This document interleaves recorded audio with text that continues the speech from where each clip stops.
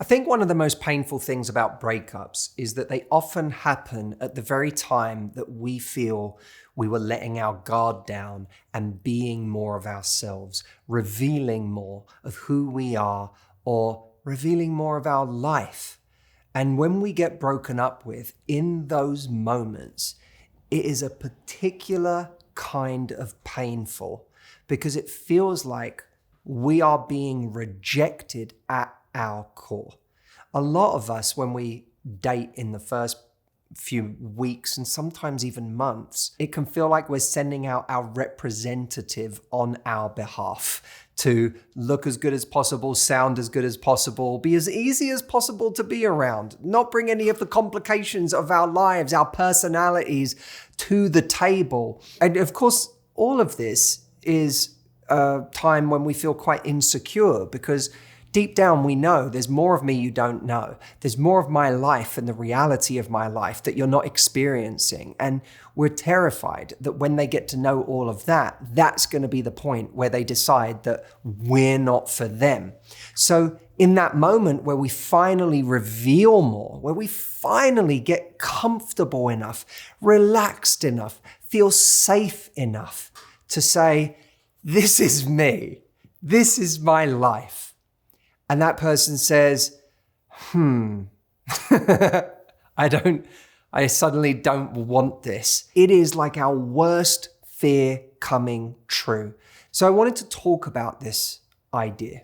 And if you've experienced anything like this, give you 5 things that I think can make a huge difference that can not only ease your heartbreak, but restore a sense of confidence that might feel like it was taken from you by someone leaving.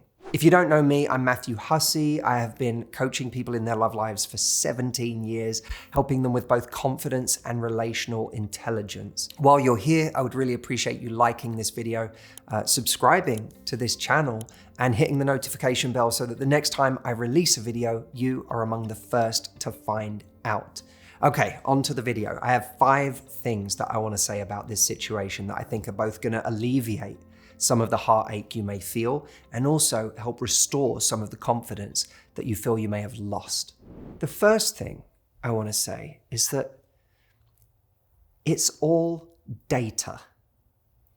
When someone sees a part of your life or a part of your personality and decides that based on that, they don't want to be around anymore, that's data. And it's data that this person either doesn't really see you or sees you but doesn't accept you. And the ultimate that all of us should be aspiring to in a healthy relationship is that someone gets us. Someone sees us in our life and says, I want that. Not that we have to constantly hide things from someone for them to continue wanting us.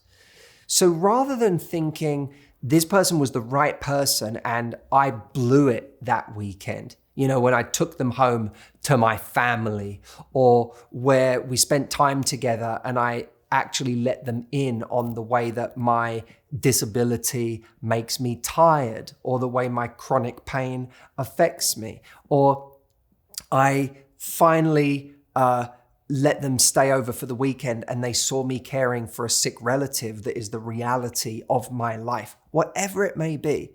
If someone at that point says, I can't do this, then that's data that they are not the right person for you. I think that we spend so much of our dating lives worrying about the parts of us that are going to scare someone away, instead of realizing that all of these different parts of us that get revealed over time are really an opportunity for us to gather data about how right for us someone is.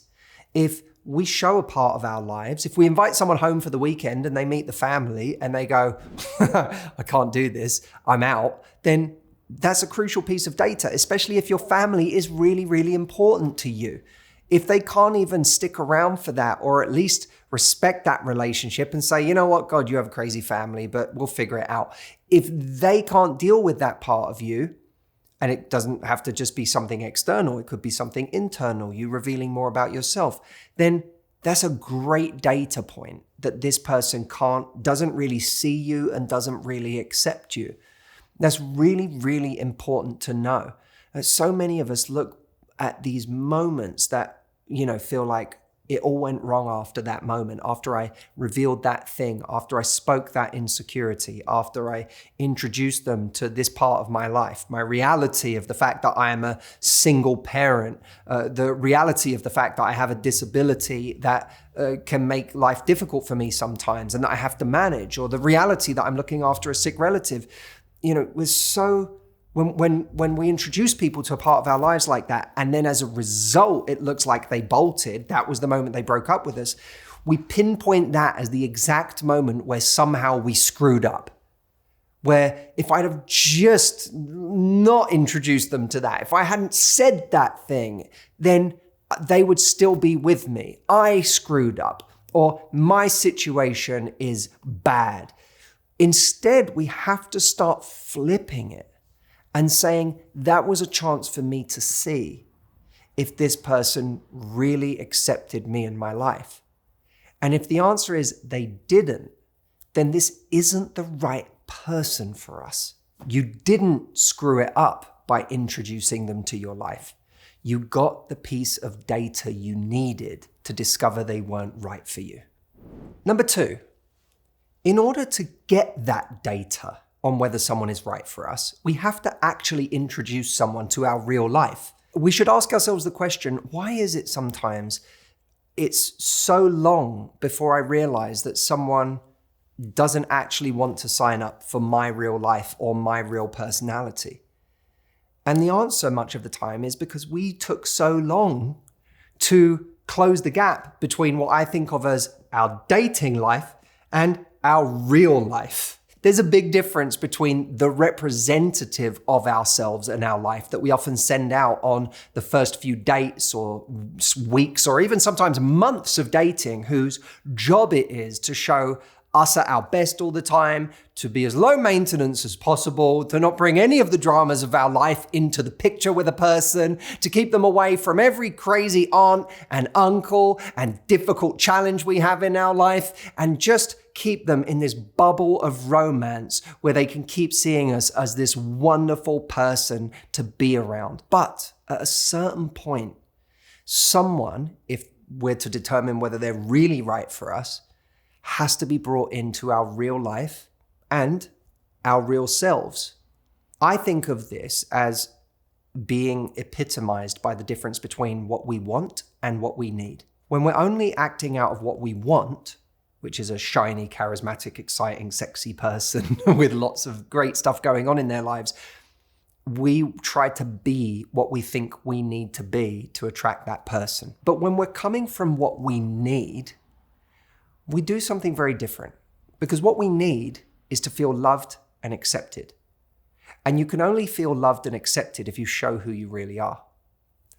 So in order to follow what we need, we actually need to show people our real life. So in summary so far, when someone breaks up with us because they learned something about us and they decided that wasn't for them, that's crucial data that they're the wrong person for us. And if we want that data 6 months in, not 3 years in, then we need to start exposing more of our real life to someone earlier in the process. Okay, but what if you revealed more about yourself and as a result, it ended the relationship, or so you think, and you're still blaming yourself for that? You're saying, I got the data and I'm heartbroken. I hate the data. Well, firstly, let me say, if you felt safe enough to reveal more about yourself, to show more of your life to somebody, that is a beautiful thing. There's something lovely about that. And you should celebrate that moment in yourself, that I felt safe enough, I felt relaxed enough in that moment to really be myself, or to invite someone into my world. That it backfired in this instance doesn't change the fact that that's a very beautiful thing. But the other thing I want to say about this leads on to point number 3, which is that when we diagnose this moment where we caused the breakup as being the reason why we broke up, we are often not viewing the relationship in a large enough context. Imagine that if they were ever going to have a problem with that part of your life or that part of your personality or just you being you, that was always the case since day one. You might be finding out about it now, but that was always the case. It may even be that along the way, they felt this on some level before, but they never communicated it to you. I've dealt with that with many, many people that I've coached through breakups who on the day of the breakup are like, I just discovered this thing that, they said they can't do. They can't do it. They met my kids and they hung out or whatever. And all of a sudden they're like, I can't do this. It's too much. But that may not be the first time they've been feeling that. They may have felt it before. And in many of these cases, they're just not communicating that they felt that before. So often what we blame on ourselves at the time of breakup, we could just as easily blame, perhaps even more so, on their inability to communicate those feelings that they were having way earlier in the process. So the result, by the way, is that it feels at the time of breakup like we're just learning this information that they can't handle us or our life. And they're not even really giving us a say in the matter. They're just saying, I can't do this. And then they leave. And we're like, but I didn't even get a chance to do anything about that. I didn't get a chance to improve on it. I didn't get a chance to show up differently or to alleviate your concerns. And that can feel it can feel like a really awful lack of closure. I could have supported this person differently through this if I'd have known, but they didn't even give me the benefit of knowing. They didn't give me the benefit of supporting them. So how do you view the breakup in a wider context than the moment it seemed to occur in? You ask yourself, what am I blaming on myself that is really about someone else's inability to communicate their fears or their concerns at an earlier stage?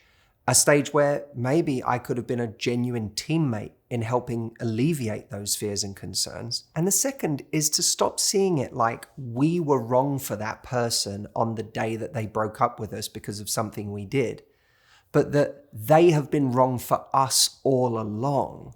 We're just learning about it now.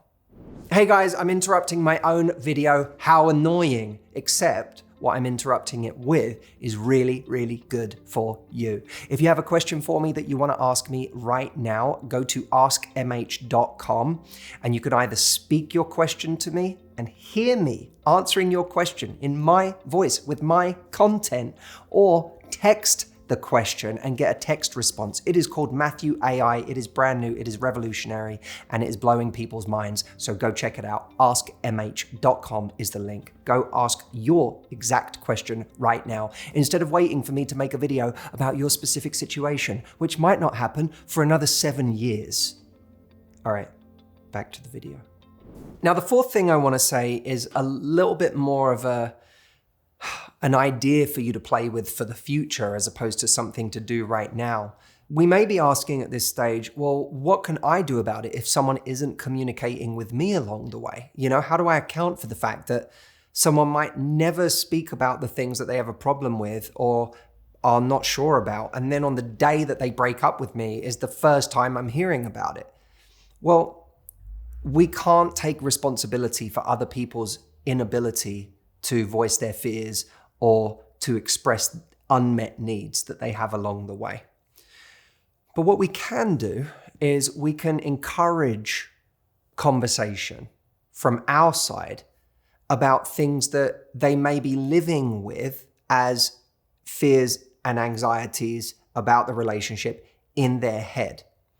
That might look like saying to someone, I've worked with many, many single parents. It might be saying to someone, hey, look, I know that I am not someone who comes on my own. I come as a package deal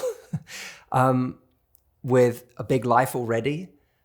And I want to just say that if you ever want to talk about that, if you ever have, thoughts, or, you find it a bit overwhelming, or, you just want to express something that's on your mind in relation to that, please know that you always can. You're not going to upset me.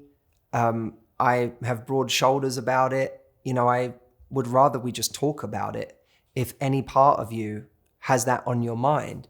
And, as much as I come with a life, I also respect that you come with a life, and I want you to be happy, and I want you to be, able to get your needs met always.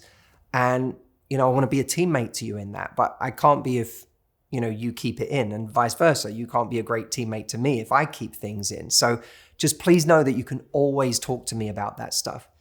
And sometimes you can be more direct about things. You can ask people along the way, is there anything about our relationship that you'd like to change? Or is there anything that you feel you want more of? Is there any need that you feel like you don't get met enough in our relationship? That allows someone to come in and say, well, in truth, I'm a bit worried that I'm not getting enough time with my friends, or, I am trying to work on this big project right now, and I feel like I'm letting things slip because we're spending so much time together. Whatever it may be, it allows someone to voice that, and that allows you to come in and say, you know what, I respect that, and I really appreciate you telling me. I really want to support you in that. So let's figure that out. Let's make sure you get enough time for that. It allows you to be a teammate with someone, and that allows someone else to see you as a very, very rare bird because they're like, no one's ever given me the space to say these things before. I've always felt like I'm just going to be hurting someone's feelings, or,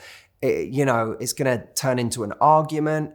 But this person's actually made space for this, and I voiced these needs, and they're now supportive of them, and they're trying to help me meet those needs. So while you can't turn someone else into a good communicator, and that's not your responsibility, you can encourage the kind of conversations that allow you to ward off certain issues before they turn into these demons inside someone's head that in some cases make them end things because they've made them too big in their mind. And the result is them just saying, I just have to go.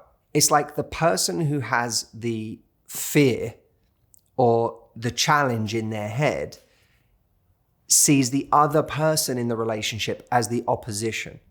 Like, I have this challenge and you're the cause of this challenge. And the only way to eliminate that challenge is to lose you. But instead, we want to create a team with someone where it's us and them against the challenge, whatever the challenge may be. The challenge might be, I can't get enough time with my kids. The challenge might be, we're spending too much time with your kids. The challenge might be, I'm not getting enough time on a project. The challenge might be that, I'm not getting enough intimacy in this relationship. But if two people can look at the challenge together and say, if we can talk about it and be a team in solving it, then the two of us are looking at the challenge, problem solving together, instead of me seeing you and the challenge as being the same thing. And encouraging conversation in the way that I've been saying is exactly how to do this. And the fifth and final thing I want to say is that we often see our situation as the obstacle to us finding love. But your situation is not the obstacle. It is your filter. It's not going to prevent you from finding the right person. It's actually going to be the thing that leads you to the right person. It's going to reveal the right person. Because the right person, the person you need, the one that's going to love and accept you, is going to see your life, and they are going to be the one that opts in for that life. If your life and where you are today is something that pushes someone away, then that person is not right for where you are today. We have to lose the insecurity about our lives and start seeing that our life and living it more authentically with someone is actually going to be the thing that reveals who the right person is. And remember, the person who saw more of you when you started to feel safe and let your guard down and let them into your world and left has given you the data to show they are the wrong person for you. The right person for you is still coming. And when you feel the kind of love and acceptance of being who you are and feeling someone decide that they want that, that will blow that situation out of the water, and you'll be able to look back on it with a smile and maybe even a laugh at the idea that that thing, that person, was the real love you were looking for. Thank you so much for watching the video as always. If you're finishing this video with more questions, which is often the case, you may be thinking of a very specific scenario that you're in right now that you really feel like you want me to weigh in on. I have a way that you can do that right now, literally, where you can get my answer in the next 60 seconds.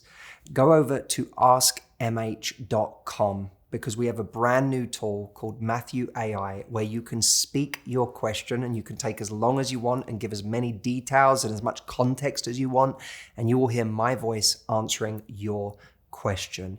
It is extraordinary how sophisticated this is. It's trained on 17 years of my content. So you're not just getting any answer, you're getting my answer to your specific challenge.